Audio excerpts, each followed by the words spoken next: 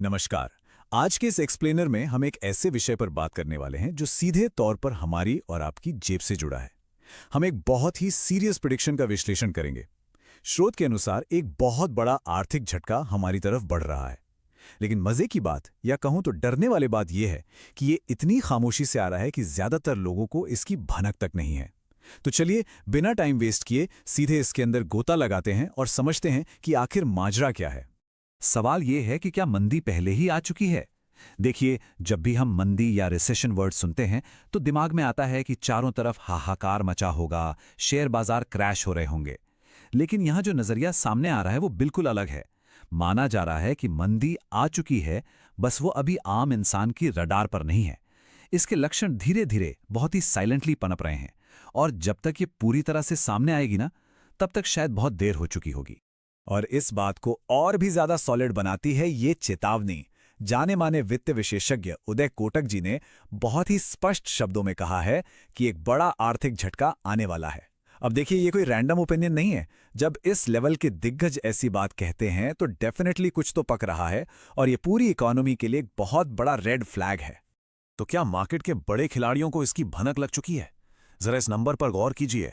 61,000 करोड़ रुपए। जी हां, 61,000 करोड़। स्रोत के डेटा के मुताबिक सिर्फ अप्रैल के शुरुआती 15 दिनों के अंदर ही भारतीय बैंकों से इतनी विशाल नकद राशि निकाल ली गई। आपको पता है, डीमॉनेटाइजेशन यानी नोटबंदी के बाद से ये अब तक का सबसे बड़ा कैश विड्रॉल है। इसका सीधा सा मतलब ये निकाला जा रहा है कि जिन लोगों को अर्थव्यवस्था की गहरी समझ है, वो पहले से ही अपना कैश सुरक्षित कर रहे हैं। वो आने वाले तूफान के लिए बिल्कुल तैयार बैठे हैं। भाग 1, करीब आता आर्थिक झटका।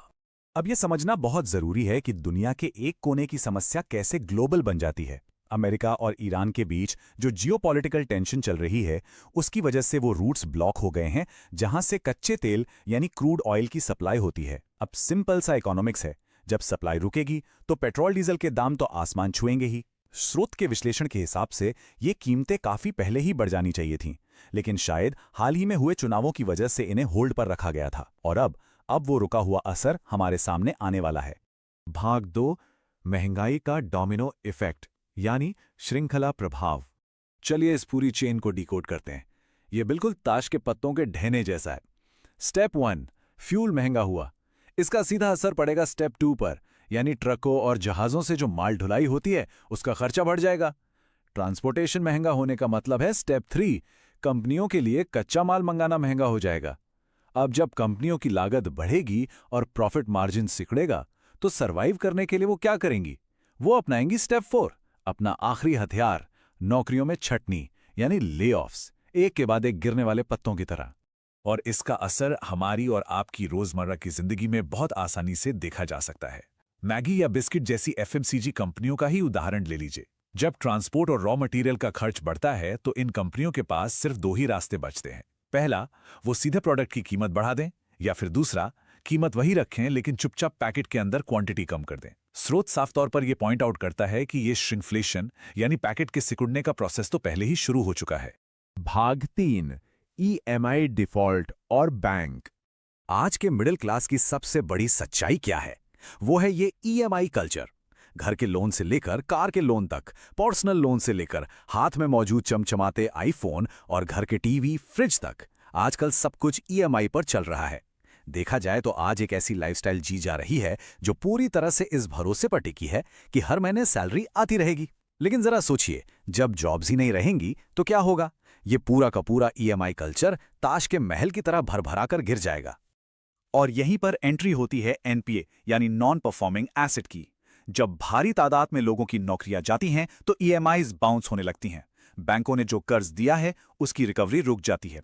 इसी रुके हुए पैसे को एनपीए कहा जाता है। स्रोत के मुताबिक जब एनपीए का ग्राफ तेजी से ऊपर जाता है तो पूरे बैंकिंग सिस्टम पर इतना भयंकर प्रेशर पड़ता है कि कई बार बैंकों का सर्वाइवल ही खतरे में पड़ जाता है। ये पूरी इकोनॉमी के लिए एक बहुत बड़ा चोक पॉइंट बन सकता है। यहाँ पे स्रोत एक बहुत ही दिलचस्प टाइमलाइन ड्रॉ करता है। याद है 2008 में क्या हुआ था? वो ग्लोबल क्रैश अमेरिका में लेमन ब्रदर्स के डहने से शुरू हुआ था। उसी तरह आज वर्तमान में अमेरिका की कुछ ग्लोबल पॉलिटिकल एक्शंस इस नए संकट को ट्रिगर कर रही हैं। और फ्यूचर में क्या होगा? जब बैंकों पर स्ट्रेस बढ़ेगा तो उसका सीधा और सबसे तगड़ा असर आम इंसान पर पड़ेगा। यही वजह है कि हमारी लीडरशिप भी लगातार ये सलाह दे रही है कि विदेशी यात्राओं या बहुत ज़्यादा सोना खरीदने जैसे खर्चों से बचा जाए। एक तरह से ये आने वाले झटके के लिए बेल्ट टाइट करने का सिग्नल है। भाग 4 रियल एस्टेट पर प्रभाव। अब जरा सोचिए, जब लोग अपना होम लोन नहीं चुका पाएंगे तो बैंक क्या करेंगे? वो मजबूरन उन संपत्तियों की नीलामी करेंगे। और बैंक ये ऑक्शन किसी बिल्डर वाले महंगे रेट पर नहीं करते, उन्हें बस जल्द से जल्द अपना अटका हुआ पैसा रिकवर करना होता है। इसलिए संपत्तियां बहुत ही सस्ते दामों पर निकाली जाती हैं।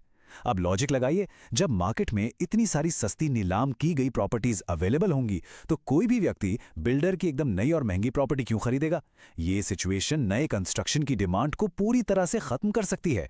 और इन सब के बीच एक बहुत ही चौंकाने वाला नंबर सामने आता है, 50%। स्रोत का दावा है कि जो स्मार्ट बायर्स इस मार्केट डायनामिक्स को समझते हैं वो आज की डेट में हताश बिल्डरों से सीधे 50% तक का भारी डिस्काउंट नेगोशिएट कर सकते हैं। बिल्डरों को बहुत अच्छे से पता है कि मार्केट में कैसा तूफान आने वाला है, इसलिए वो किसी भी तरह अपना इन्वेंट्री क्लियर करना चाहते हैं। ये वाकई में माइंड ब्लोइंग है। भाग 5 वित्तीय रक्षा कार्य योजना। तो प्रॉब्लम तो हमने समझ ली, अब बात करते हैं सॉल्यूशन की। ये 3 स्टेप डिफेंस प्लान इस पूरे विश्लेषण का सबसे क्रिटिकल हिस्सा है। स्रोत इस बात पर बहुत जोर देता है कि हर मिडिल क्लास परिवार को इमीडिएटली ये 3 कदम उठाने चाहिए। पहला, एक मजबूत इमरजेंसी फंड बनाना। दूसरा, सही टर्म और हेल्थ इंश्योरेंस लेना। और तीसरा, इनकम के एक्स्ट्रा सोर्स क्रिएट करना। चलिए इन्हें फटाफट एक एक करके डिकोड करते हैं। सबसे पहले इमरजेंसी फंड का सीधा सा गणित समझते हैं। इसका फॉर्मूला बहुत ही सिंपल है।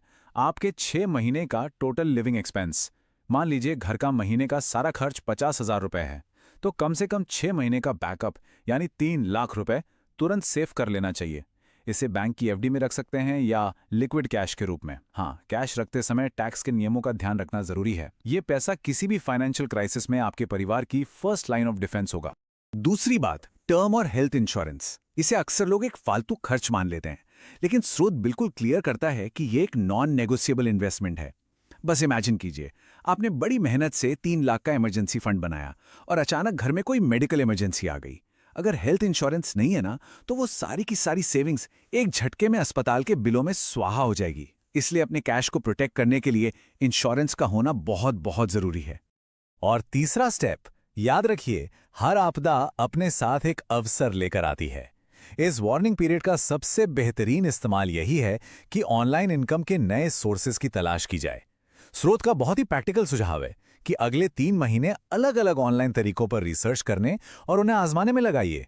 हो सकता है 100 तरीके आजमाने पर 99 फेल हो जाएं, लेकिन सच मानिए, अगर एक भी तरीका क्लिक कर गया ना, तो वो आपकी पूरी फाइनेंशियल ट्रैजेक्टरी को हमेशा के लिए बदल सकता है। तो इस पूरे एक्सप्लेनर के अंत में एक बहुत ही गहरा सवाल खड़ा होता है। क्या हमारा और आपका वर्तमान फाइनेंशियल सेफ्टी नेट किसी बड़े आर्थिक झटके का सामना करने के लिए सच में तैयार है? देखिए, पैनिक करने से कुछ नहीं होगा। ये समय घबराने का नहीं, बल्कि अपनी फाइनेंशियल तैयारी का ईमानदारी से असेसमेंट करने का है। इन चेतावनियों को सीरियसली लेना और अलर्ट रहना ही सबसे बड़ी समझदारी है। आज के इस एक्सप्लेनर में हमारे साथ जुड़ने के लिए आपका बहुत बहुत शुक्रिया। मिलते हैं अगली बार एक और बेहतरीन